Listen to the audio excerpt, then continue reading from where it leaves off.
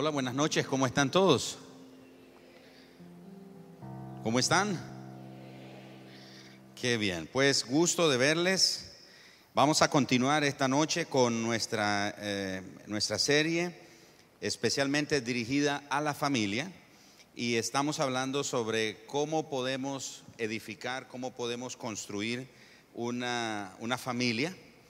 Una de las cosas que hemos aprendido es que nadie nos enseñó a ser padres, nadie nos enseñó a cómo ser esposos.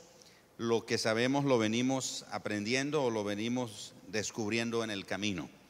Pero, como dijimos en los días pasados, tenemos el manual por excelencia, la Biblia, la cual nos enseña cómo nosotros podemos construir una familia. Yo quiero invitarles a abrir sus Biblias hoy en Salmos capítulo número 11 y leer conmigo el versículo número 3. Yo estoy usando la Nueva Traducción Viviente, entonces puede ser que suene un poquito diferente a la suya, pero habla precisamente de los fundamentos. Dice Salmos capítulo 11 en el verso número 3: cuando los fundamentos de la ley y del orden se desmoronan, ¿qué pueden hacer los justos? Otras versiones leen de la siguiente manera: si se deshicieren los cimientos, ¿qué harían los justos? ¿O qué podría pasar con los justos? En otras palabras, ¿dónde quedarían los justos si se deshicieren los fundamentos de la humanidad? Y estamos hablando, una de las cosas que estamos haciendo tanto hincapié en esta serie es la importancia de tener fundamentos adecuados para poder edificar. Hoy vamos a ir en esta parte muy importante, en la parte número 4 de nuestra serie, y vamos a hablar sobre levantando estructuras resistentes, equilibradas y estables. Hagamos rápidamente un repaso. Comenzamos hablando sobre los planos. Recuerdan, es necesario tener una visión, una idea de qué tipo de familia queremos tener. Y para eso hay que transcribir esa visión en los planos que diseñan esa forma o ese tipo de familia que queremos tener. Luego estuvimos hablando sobre la importancia de escoger el terreno adecuado donde vamos a levantar ese edificio llamado la familia. Y estamos haciendo un paralelo o una comparación entre edificar, valga la redundancia, una casa, un edificio, etcétera, con edificar nuestras familias. Entonces, así como se considera tan importante escoger un suelo o un terreno adecuado o apropiado para poder edificar una casa o un edificio, lo mismo debemos hacer con nuestra familia. Debemos de escoger el tipo de terreno adecuado. Luego que estuvimos hablando sobre el terreno, el miércoles pasado, nuestro hermano Marlon nos habló sobre la importancia de establecer los cimientos o los fundamentos en ese terreno adecuado que nosotros hemos escogido. Y una de las cosas que aprendimos el miércoles pasado es que el cimiento o los fundamentos necesitan tener un suelo o un terreno que sea lo suficientemente resistente para soportar el peso de la estructura que se va a levantar sobre él, porque de lo contrario, si no es un terreno adecuado, los fundamentos o los cimientos se van a hundir. Por ejemplo, en la Ciudad de México, en el Distrito Federal, la catedral de la Ciudad de México año con año se está hundiendo. Y la razón es que gran parte de la Ciudad de México, en el Distrito Federal, está construida sobre un lago. Le pusieron tierra y fueron ahí poniendo, robando espacio al lago por esa zona pantanosa. Entonces la catedral poco a poco, año con año, se va hundiendo. Y se va hundiendo porque sus cimientos o sus fundamentos están puestos sobre un terreno que no soporta el peso de semejante estructura. Entonces estamos viendo cómo es tan importante escoger el terreno adecuado, y aprendimos que el terreno adecuado para poder descansar los cimientos y los fundamentos de nuestra familia es Cristo. Jesús dijo: el que oye mis enseñanzas y las pone en práctica, lo voy a comparar con uno que construyó o puso fundamentos, cimientos sobre un suelo rocoso y edificó. Vino el viento, la lluvia, y desbordó el río y le dio con gran fuerza a la casa, pero no cayó la casa porque estaba bien cimentada. El que oye mis palabras, dice Jesús, y no las pone en práctica, es semejante al que construye su casa, pone cimientos o fundamentos sobre un terreno pantanoso o sobre un terreno que fácilmente se puede hundir. Entonces llegamos a este punto que es importante tener como fundamento en nuestras vidas, en nuestro matrimonio, en nuestra familia, en la crianza y en la educación de nuestros hijos. Es importante tener como fundamento a Jesucristo, la roca inconmovible de los siglos. Sobre Él podemos apoyarnos. Ok, ahora que ya tenemos bien delimitado todos esos puntos, comencemos ahora a levantar la estructura. La estructura, diríamos, tiene que ver con todo lo que son las columnas, las vigas, las viguetas, los pilares, el piso, todo lo que tiene que ver con la estructura que le da forma al edificio. Tiene que ver con las paredes, tiene que ver con el techo, tiene que ver con un sinnúmero de elementos que hoy vamos a considerar. Entonces, vamos a mencionar que arquitectónicamente hablando, si estamos hablando de estructuras y necesitamos levantar el edificio de nuestra familia con un tipo de estructura que sea resistente, que sea equilibrada y que a la vez sea estable. Entonces, arquitectónicamente hablando, la estructura es la armazón de hierro, perlines, madera u hormigón que soporta una edificación. En términos arquitectónicos o en términos de la construcción, podremos decir que la estructura es esa armazón donde nosotros vemos cómo se levantan hierros, perlines, madera, material de hormigón, y toda esa estructura tiene la tarea de soportar el edificio que va a sostenerse o montar sobre ella. Esta estructura puede ser el de una casa, una iglesia, una catedral, una nave industrial, etcétera, etcétera. Eso es en términos arquitectónicos. En términos de ingeniería civil, la estructura es la construcción que está destinada a soportar su propio peso y las acciones exteriores. Por ejemplo, las fuerzas, los momentos, las cargas térmicas, el viento inclusive. Y esta estructura, esta construcción le permite ser funcional, que logre el propósito para la que fue concebida. En otras palabras, entonces, en términos de ingeniería civil, la construcción tiene la responsabilidad de soportar su propio peso y las acciones exteriores. Recuerdan en las palabras de Jesús, Mateo capítulo 7, versículos 24 en adelante hasta el 27, Jesús dice que sopló el viento contra esa casa. Recuerdan, vino el río, vino la lluvia, se desbordó el río y el viento sopló contra la casa. A eso es lo que se refiere con la capacidad de soportar el peso, su propio peso y las acciones exteriores.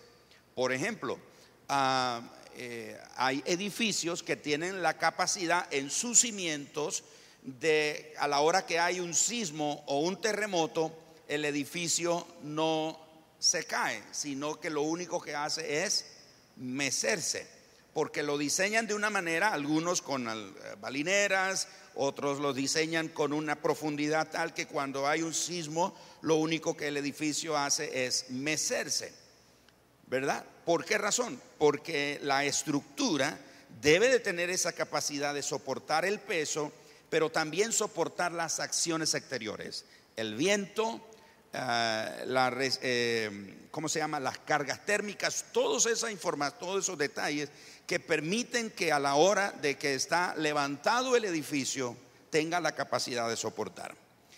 La ingeniería estructural estudia dos cosas importantes. Ahora dice, pastor, venimos a una clase de construcción o de ingeniería. No, pero es necesario que tengamos en cuenta esto porque recuerden que es un paralelo en la edificación de la familia. La ingeniería estructural estudia dos cosas importantes. Número uno, estudia el equilibrio y la resistencia. Esas son dos cosas importantes. Es decir, que a la hora que estamos levantando una estructura, debemos de considerar el equilibrio y la resistencia que deben de tener. La resistencia es la capacidad para resistir esfuerzos y fuerzas aplicadas sin romperse, sin adquirir deformaciones permanentes ni deteriorarse. En otras palabras, la ingeniería estructural tiene la responsabilidad de proveerle al edificio que se levanta no solamente un equilibrio, sino que tenga la resistencia, valga la redundancia, para resistir todas las fuerzas y los embates, inclusive de la naturaleza, sin que ese edificio se rompa, se deforme o inclusive se deteriore o se venga al piso.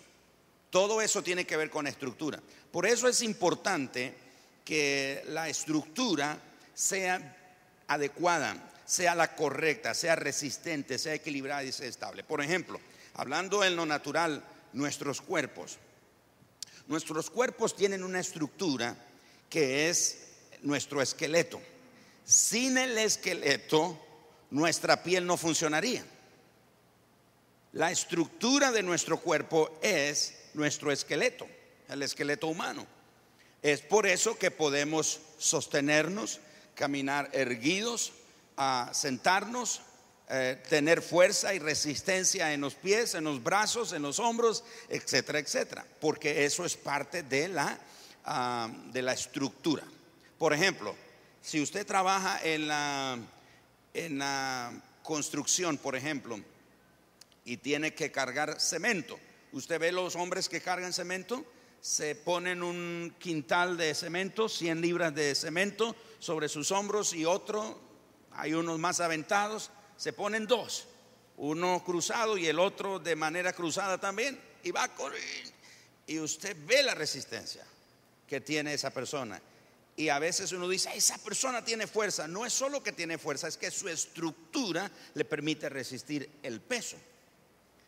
Ve usted en los mercados, hay personas que trabajan cargando los quintales de arroz, frijoles, azúcar, etcétera. Y lo mismo, usted ve que, y algunos de nosotros se nota que no tenemos esa experiencia, no tenemos esa capacidad, ¿verdad? Agarramos y ahí estamos haciendo, ¿verdad? Y no podemos. Y usted ve a otros que así tan fácil lo pone sobre su hombro, pero inmediatamente usted nota que cuando ponen el peso sobre su estructura tiende a bajarse.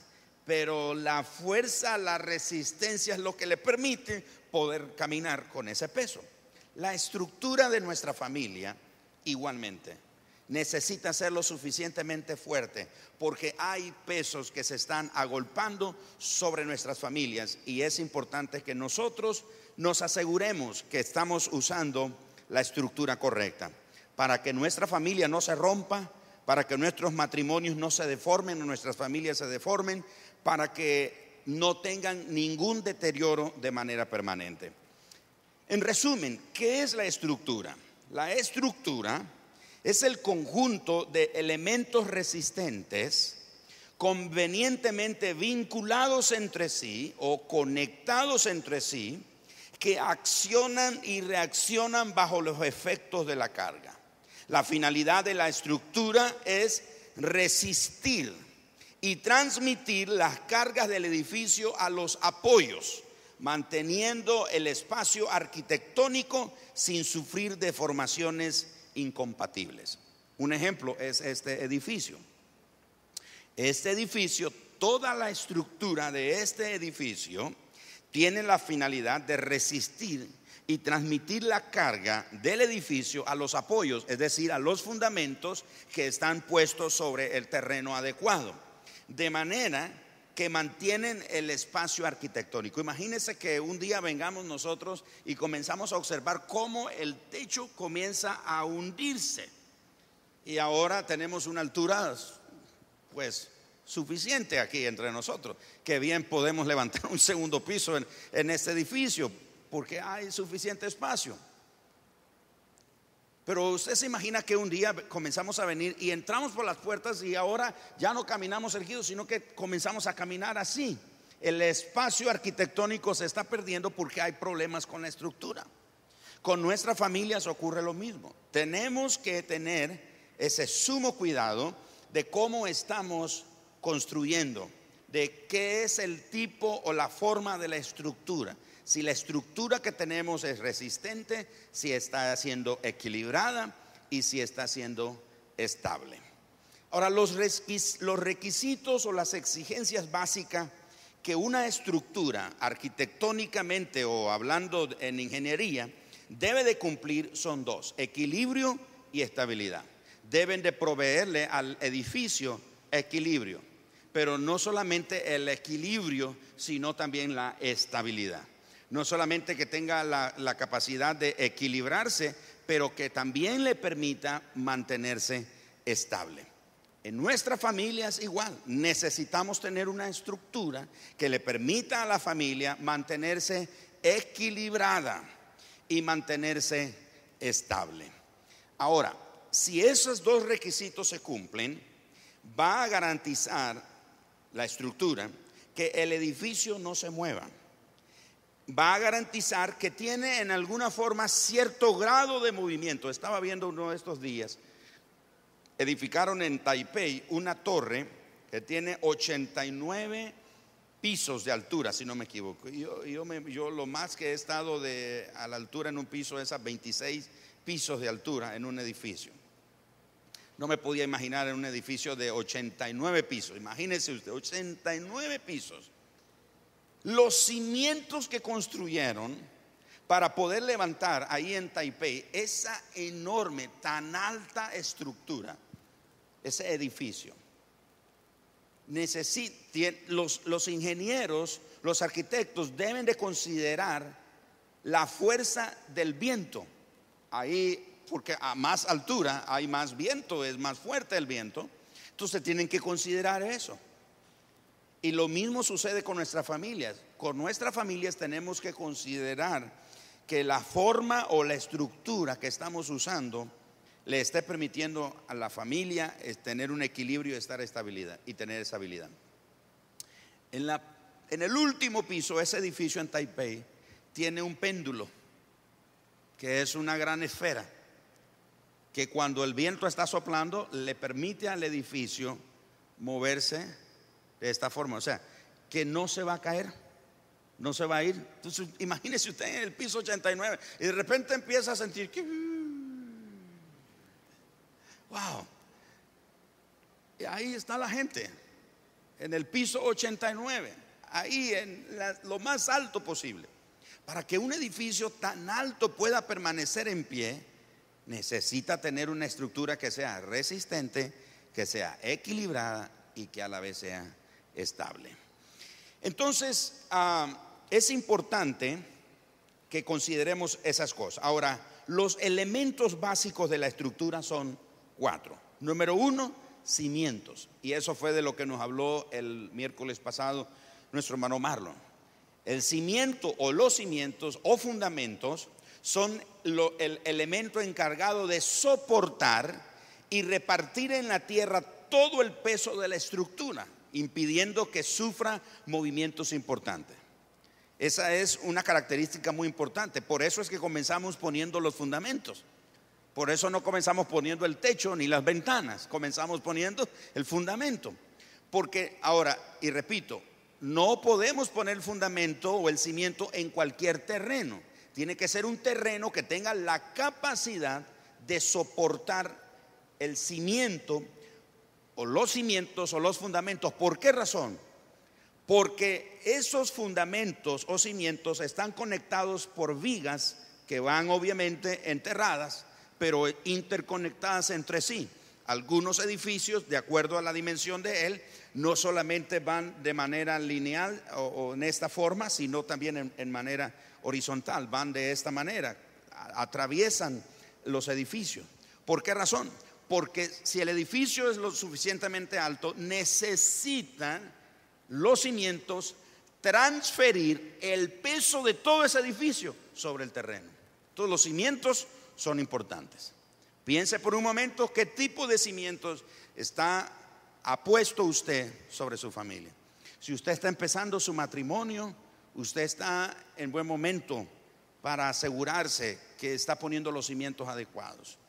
Si ya usted tiene varios años de casado y siente que su casa, es decir, su familia, su matrimonio, su hogar, se está yendo de lado, se está hundiendo por un lado.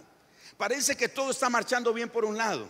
La economía está bien, pero las relaciones interpersonales entre los miembros de la familia se están hundiendo por ese lado. O puede ser que las relaciones se llevan bien, todos son cuates, hermanos, yuntas, todos ahí. El hijo le dice viejo a su papá, la mamá le dice viejo al viejo, es decir, al esposo. El roco, la roca, el chavalo, todos se tratan bien, tienen buena relación, pero en el aspecto espiritual se está hundiendo por un lado, se está hundiendo hacia un lado. Tenemos que asegurarnos que tenemos cimientos correctos. Número 2, otro elemento importante que es básico en una estructura son los pilares, son los postes o las columnas. Es decir, son una barra que están apoyadas verticalmente, soportan cargas o el peso de otras partes de la estructura, soportan esfuerzos de compresión y pandeo. Es decir, que usted ve las palmeras cuando están siendo azotadas por el viento, cómo se mecen de un lado para otro. A veces hay tiempo en su familia o nuestra familia que sentimos que pareciera que se va a derrumbar todo, que se va a caer todo. Pero no te preocupes, si tienes una estructura correcta, resistente, puesta sobre un cimiento adecuado, que descansa sobre un terreno adecuado, el cual es Cristo, no se va a caer. Pueden azotar muchos vientos contra la familia, como lo está sucediendo hoy en día, pero la familia habrá de prevalecer. El plan y el propósito de Dios es que tu familia prevalezca en medio de los tiempos que vivimos. Entonces, pilares, postes o columnas. Número 3, son vigas y viguetas. Las vigas generalmente van en esta forma cruzando. Las viguetas van en la otra dirección. Es decir, es una barra horizontal con una determinada forma en función del esfuerzo que soporta. De nuevo, son parte de los forjadores en la construcción, son sometidas a esfuerzos de flexión, es decir, tienen que resistir, tienen que soportar. Si usted nota, muchos edificios tienen mucha estructura, vigas, viguetas que cruzan de un lado para otro. Todo eso es necesario. Ahora, en el hogar uno se pregunta, ¿quiénes serán las columnas? ¿Quiénes serán los pilares? ¿Quiénes son esos postes que le dan esa firmeza? Definitivamente son los padres. Las vigas y las viguetas tienen que ver mucho con las relaciones. Número 4, forjado. Ese es el cuarto elemento básico en una estructura. Forjado.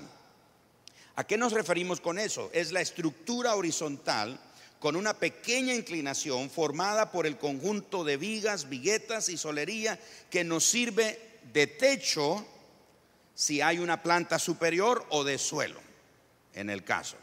Entonces nos estamos refiriendo al techo, y si hay un piso superior, quiere decir que nos sirve de techo, pero a la vez nos sirve de suelo. Entonces todos estos son elementos importantes a la hora de que estamos levantando un edificio. La estructura tiene que ver con esos elementos importantes. Ahora, entrando un poquito más en materia, nos preguntamos, ¿para qué sirve una estructura? Hay 5 propósitos primordiales para la estructura. Las estructuras sirven, número 1, para soportar peso. Número 2, sirven para proteger objetos. Número 3, sirven para dar equilibrio. Número 4, sirven para dar estabilidad. Y número 5, sirven para resistir permanentemente. Esas son 5 características bien básicas y fundamentales en una estructura. Esos son 5 elementos que están presentes. Sirven para soportar el peso, para proteger los objetos, dar equilibrio, dar estabilidad y resistir permanentemente. Entremos en cada uno de ellos. Por ejemplo, ¿a qué nos referimos con soportar peso? Vamos a Efesios capítulo 4, por favor, abran su Biblia, porque si estamos hablando del manual, pues usémoslo. Efesios capítulo 4 y versículo 1 y versículo número 2. Efesios 4, 1 y 2. Por lo tanto, yo, prisionero por servir al Señor, les suplico que lleven una vida digna del llamado que han recibido de Dios, porque en verdad han sido llamados. Sean siempre humildes y amables, sean pacientes unos con otros y tolérense las faltas por amor. La versión del 60 dice, soportándoos unos a otros. Y una de las características de las estructuras es soportar el peso. Ahora, hablando de la familia, que debe de tener una estructura que sea resistente, equilibrada y estable, la familia debe de soportar los siguientes pesos. Número 1, el peso del pecado. No cabe duda que el pecado, hermanos, está a la orden del día. El pecado está a la puerta. ¿Se acuerda lo que el Señor le dijo a Caín? ¿Por qué estás enojado? Dice, el pecado está ahí a la puerta y tú tienes la oportunidad de controlarlo. No dejes que te gobierne. El pecado, hermanos, y un día de estos vamos a tener una serie que se va a llamar Pecados Respetables. Vamos a meternos en una serie sobre el pecado y nos vamos a sorprender, hermanos, de la sutileza del pecado. El pecado está entrando a nuestras familias a través de la televisión, de la internet, de la tecnología. El pecado está entrando a través de la influencia que está a nuestro alrededor. Está afectando la familia. La familia está enfrentando un peso tremendo del pecado. Por ejemplo, la pureza. Por alguna razón, no como una camisa de fuerza, pero para una bendición, Dios estableció la pureza sexual en la juventud. Pero hoy en día eso es algo que se ha perdido. Para muchos jóvenes, inclusive jóvenes cristianos o jóvenes que van a las iglesias, para muchos la pureza sexual ya es un tabú. Eso ya es cosa del pasado. Eso ya no es normal ahora. O ya es normal no tener pureza sexual. La familia está resistiendo el peso del pecado. ¿Qué vamos a hacer?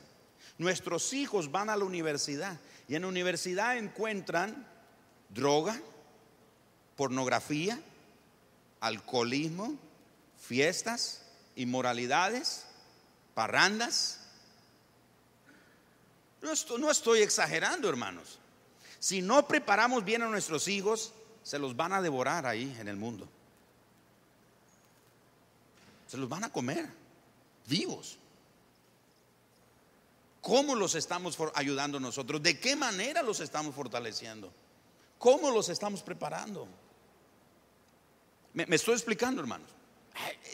Hay un pecado. Miren, no porque nuestros hijos vengan con nosotros a la iglesia o porque nosotros vengamos a la iglesia con nuestro esposo, significa que estamos vacunados contra el pecado. Esa naturaleza de pecado está aquí en nosotros. Nos va a acompañar hasta el último de nuestros días sobre la tierra. Hoy usted se siente aquí bendecido, se siente animado, etcétera, etcétera, y en la presencia de Dios, y qué lindo tiempo tuvimos en la presencia del Señor, adorando, cantando, etcétera. Y al salir un hermano ahí en el estacionamiento arrancó mal y se le enciende el hombre viejo a usted.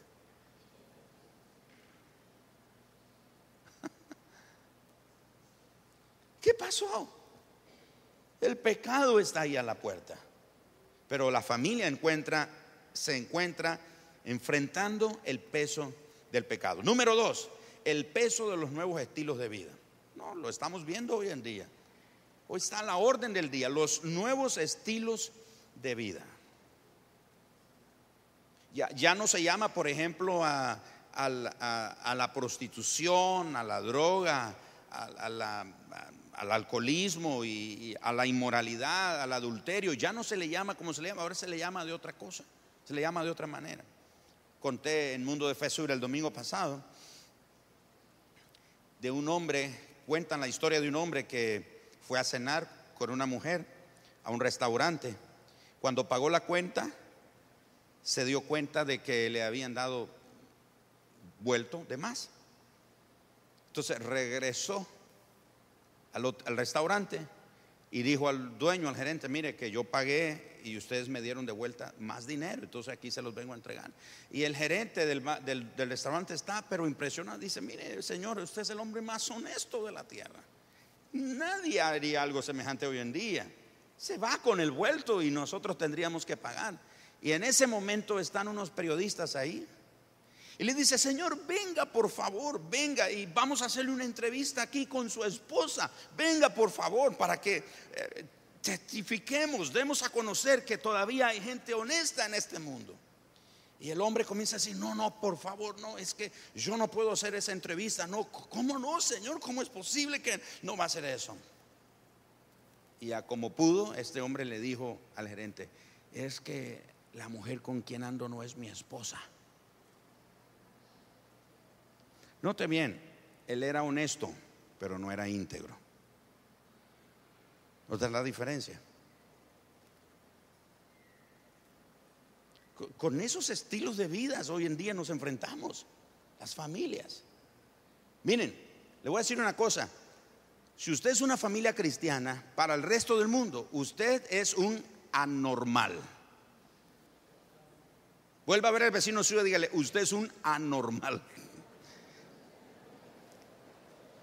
¿Por qué es un anormal? Porque los hombres cristianos, los hombres de esta casa, no, y los hombres de cualquier otra congregación que son creyentes, no tienen otra mujer más que su esposa. Eso es anormal, porque lo normal es que los hombres tengan muchas mujeres. A ver, están aquí, hermanos. Ya los dejé así un poco, los dejé anormales. ¿Me estoy explicando, hermanos? Por eso pregunto esta noche: ¿cuántos anormales hay aquí? Algunos demasiado normales aquí. ¿Qué les pasa?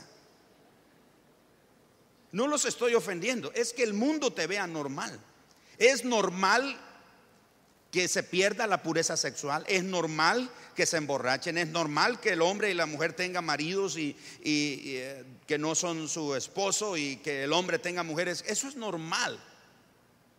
Es normal que los hijos se emborrachen, es normal que los hijos se vayan y regresen a la casa temprano, a las 5 de la mañana.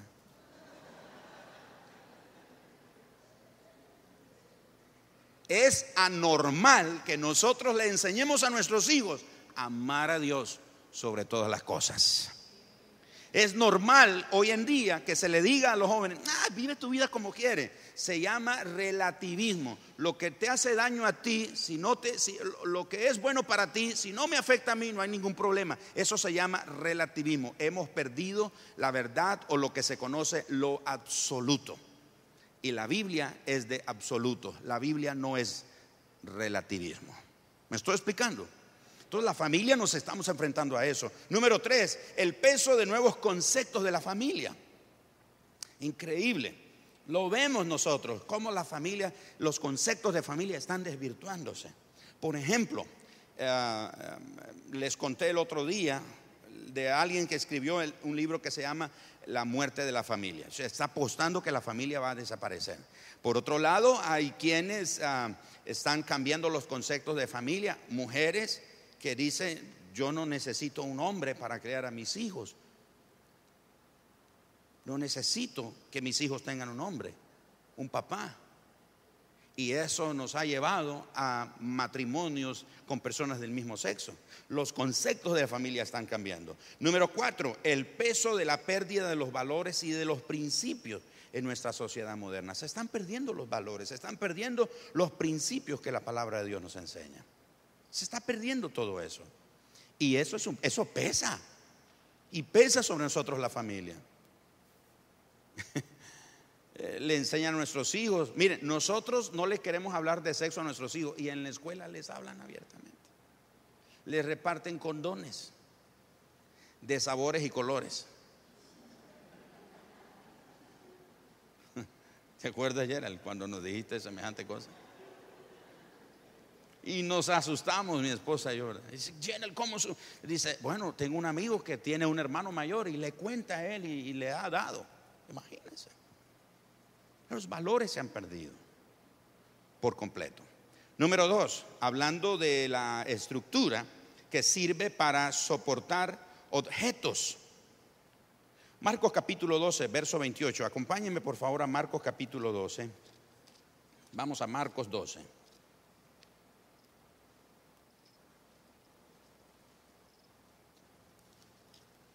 Marcos 12, verso 28 al 34. Ya lo tienen todos. Dice Jesús, uno de los maestros de la ley religiosa estaba ahí escuchando el debate.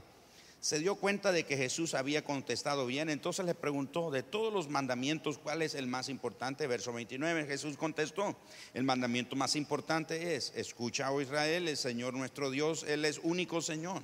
Verso 30, ama al Señor tu Dios con todo tu corazón, con toda tu alma, con toda tu mente y con todas tus fuerzas. El segundo es igualmente importante, ama a tu prójimo como a ti mismo. Ningún otro mandamiento es más importante que estos. Bueno, el maestro de la ley religiosa respondió, bien dicho, maestro, has hablado la verdad al decir que hay un solo Dios y ningún otro. Además, yo sé que es importante amarlo con todo mi corazón y todo mi entendimiento y todas mis fuerzas, y amar a mi prójimo como a mí mismo. Esto es más importante que presentar todas las ofrendas quemadas y sacrificios exigidos en la ley. Verso 34, al ver cuánto entendía el hombre, Jesús le dijo, no estás lejos del reino de Dios. Y a partir de entonces nadie se atrevió a hacerle más preguntas. Es interesante que la estructura de un edificio es el techo es parte de la estructura. Y uno de los propósitos de la estructura es proteger objetos, ¿verdad? Nosotros nos vamos y aquí queda todo resguardado. El techo impide que no se moje, que no se dañe, que el polvo no lo dañe, etcétera, etcétera. Porque el techo está aquí para proteger todos los objetos, elementos que están aquí. Pero no solamente los elementos, objetos, también a las personas. En la familia, el techo, la estructura de la familia sirve para proteger cuatro cosas. Número 1, protege el corazón. Recuerda que dice en Proverbios 4:23, sobre toda cosa guardada, guarda tu corazón. Tenemos que cuidar el corazón de nuestros hijos, cuidar el corazón de nuestra esposa, el corazón de nuestro esposo. Hay algo que se llama cerrar el corazón del hijo, se los recomiendo. Hay un libro que se llama Cómo reabrir el corazón de nuestros hijos, porque muchas veces cerramos el corazón de nuestros hijos. Tenemos que cuidar. Las personas más responsables o que tienen mayor responsabilidad de cuidar el corazón de nuestros hijos somos nosotros los padres. Pero los hijos también deben de cuidar el corazón de sus padres. Y claro, individualmente debemos de cuidar nuestro corazón. Hay que proteger el alma. El alma tiene que ver con las emociones, con lo que se siente, la voluntad, con lo que se quiere, y con los pensamientos, es decir, con lo que se piensa. Entonces tenemos que proteger el alma de todos los que viven en la familia. Hay que cuidar las emociones, hay que cuidar la voluntad y hay que cuidar los pensamientos. Muchas veces los hijos o los miembros de la familia dicen, es que no siento hacer esto. Tenemos que cuidar las emociones. Otras veces decimos, es que no quiero o quiero esto. Recuerdo a Joel siendo más pequeñito un día, llega donde estamos mi esposa y yo, dice, mamá, papá, necesito un helado, pero con una urgencia. Un helado es un esquimo. Necesito un helado. Nos quedamos viendo mi esposa y yo, Joel, ¿tú necesitas realmente un helado? Y dice, sí, es que lo necesito. Lo cierto es que no lo necesita, es solo un deseo.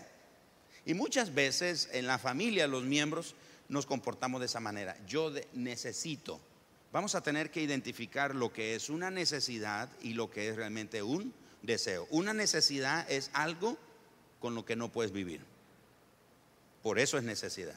Un deseo es algo que puedes sobrevivir. No te va a pasar nada. No va a afectarte en nada. Pero una necesidad es algo que vaya, no puedes vivir sin eso. Entonces hay que cuidar la voluntad, lo que quieres. Pensamientos, lo que piensas.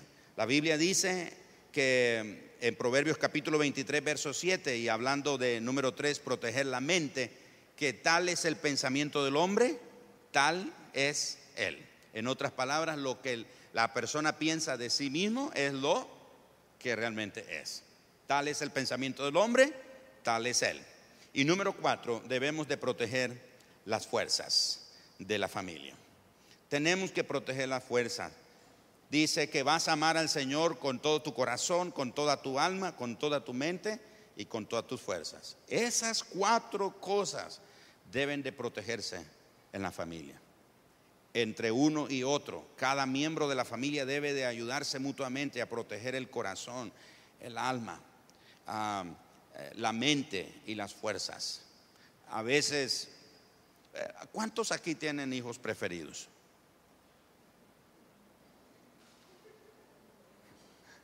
Mi esposa dice que tiene 3. Pero a veces actuamos con preferencia para un hijo, porque es el más pequeño, es el más tierno, o es el más grande, o es el de en medio, o es el único.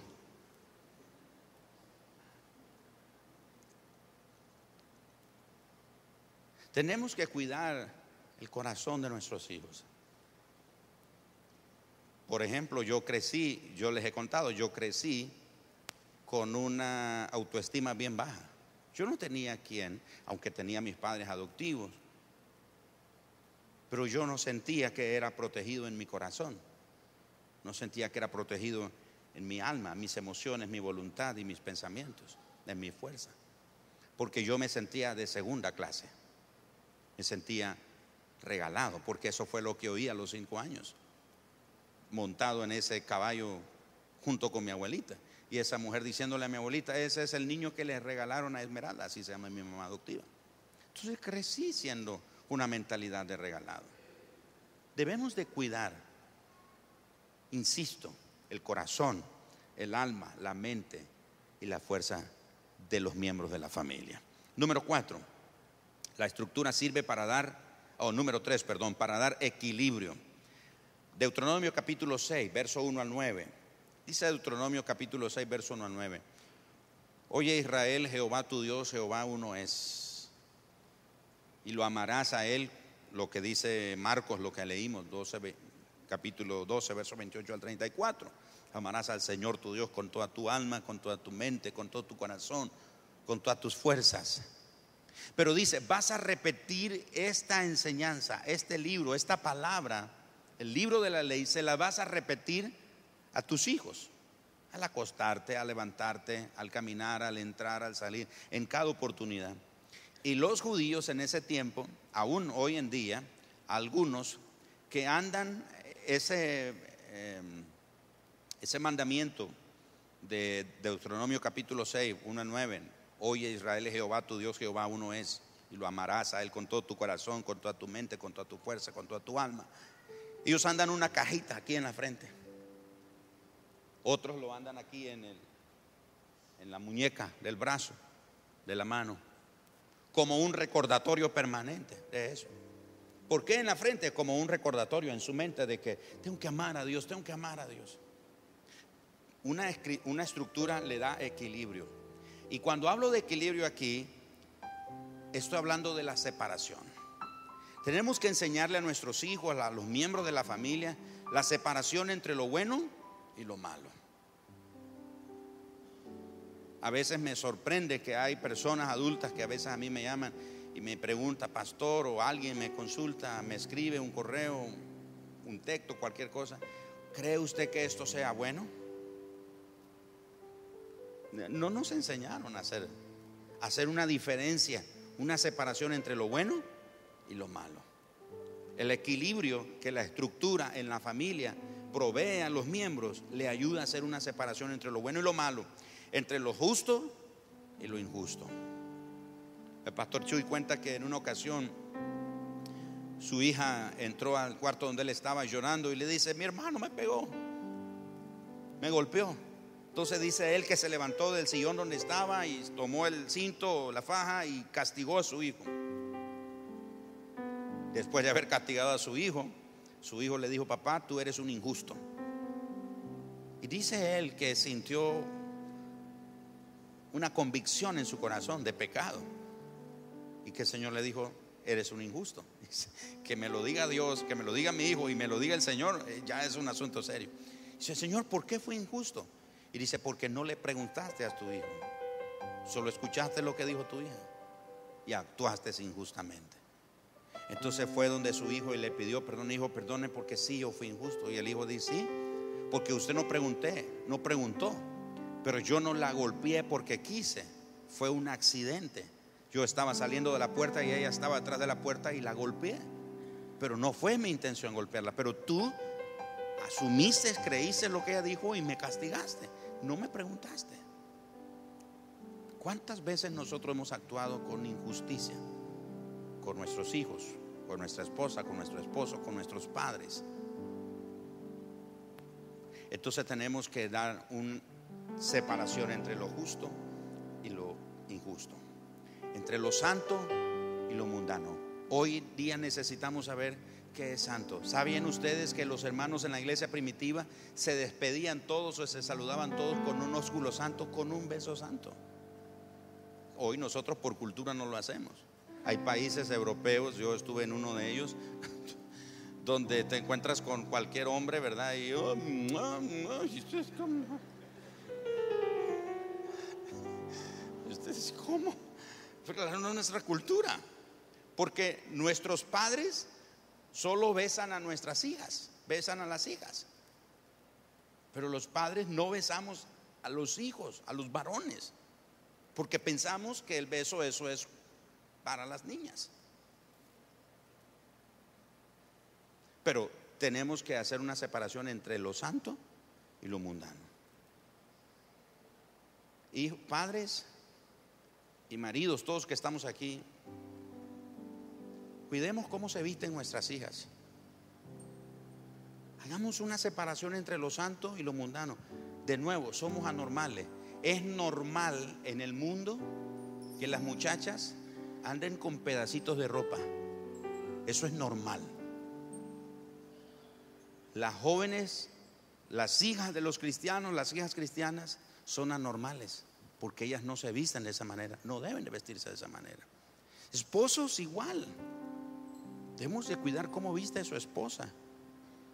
Hermana, deje de andar enseñando en la calle lo que solo su esposo tiene que ver.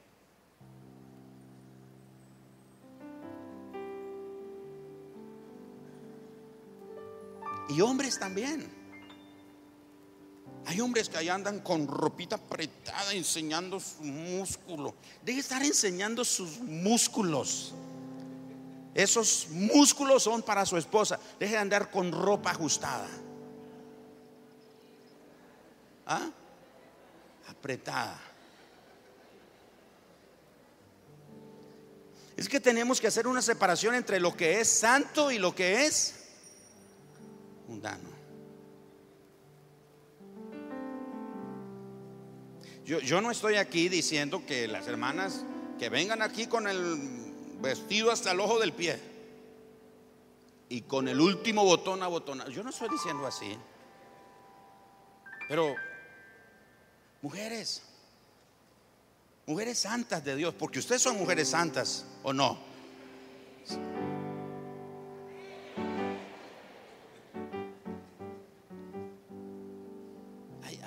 Hay personas, hay hermanas, hay mujeres. Parece que se pusieron el pantalón con manteca de ballena.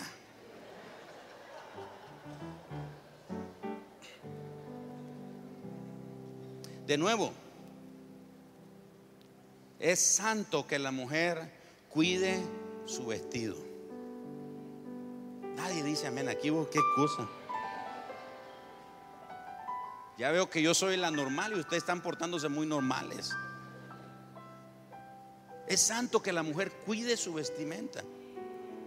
Y ustedes me han oído decir aquí: hermanas, píntense, arréglense, pónganse bonita para su esposo. Porque su esposo en la calle anda viendo, no es que las anda viendo, pero las ve en la calle. También voy a defender a los varones, ¿verdad? No es que andan viendo, pero ven en la calle. Espero que no estoy poniendo mi mano en fuego por los hombres. Pero en la calle ve mujeres arregladas, en el trabajo, en la oficina, donde sea. Cuídese, pero cuide su cuerpo, porque aparte ese cuerpo que tiene no es suyo, es del Señor, es templo del Espíritu Santo. Y hombres también, cuidemos nuestro cuerpo. Algunos nos pasamos de demasiados músculos y otros nos pasamos de demasiado. Tenemos que cuidar el templo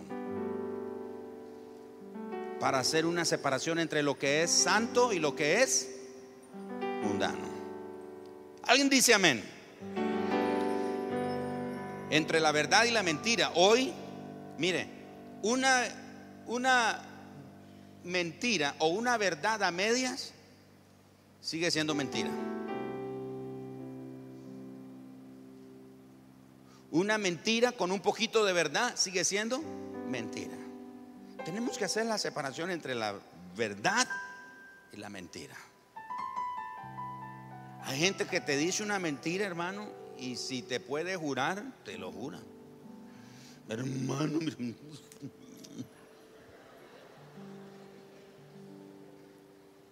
mire, hermano, si tuviera que hacerlo con los dedos de los pies también. Pero está diciendo mentira.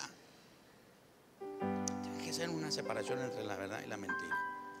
Nosotros en casa, bueno, nuestros hijos, y eso lo aplicamos para todos, para mi esposa, para mí, para los hijos. Cuando alguien, un miembro en nuestra familia, está hablando un asunto y nosotros sabemos que es una mentira, nosotros decimos en casa: bueno, ¿de quién es la mentira? ¿De quiénes son hijos los que mienten? Eso dice la Biblia. ¿Para qué? ¿Para qué hacemos eso? ¿Para meter en miedo a nuestros hijos? Yo a veces estoy así bromeando, ¿verdad? Y mi broma es de mentira. Entonces mis hijos dicen: papá, ¿de quién es la mentira? ¿De quiénes son hijos los que mienten? Todos sabemos la respuesta. Pero hay familias donde mentir es lo normal. Vamos a cuidar nuestra familia, vamos a protegerlas, darles equilibrio en eso. Finalmente, ya no tengo más tiempo. Necesitamos darle estabilidad. Si lo puede poner en la pantalla, por favor, para no ser movido de nuestras convicciones. Anoten esas citas bíblicas que están ahí, si pueden anotarlas, por favor, para que en casa las lean. Efesios 4:11 al 16, Colosenses 1:21 al 23, 2 Tesalonicenses 2:1 al 2. Las tres citas hablan de que es importante mantenernos firmes en nuestras convicciones, que no seamos fácilmente movidos en nuestra forma de pensar. Hay que darle estabilidad para no ser movido de las buenas costumbres. Primera de Corintios 15:33 dice que las malas conversaciones corrompen, ¿qué cosa? Las buenas costumbres. ¿Qué costumbres tiene su familia? ¿Qué buenas costumbres tiene su familia? ¿Oran juntos? ¿Oran por la comida?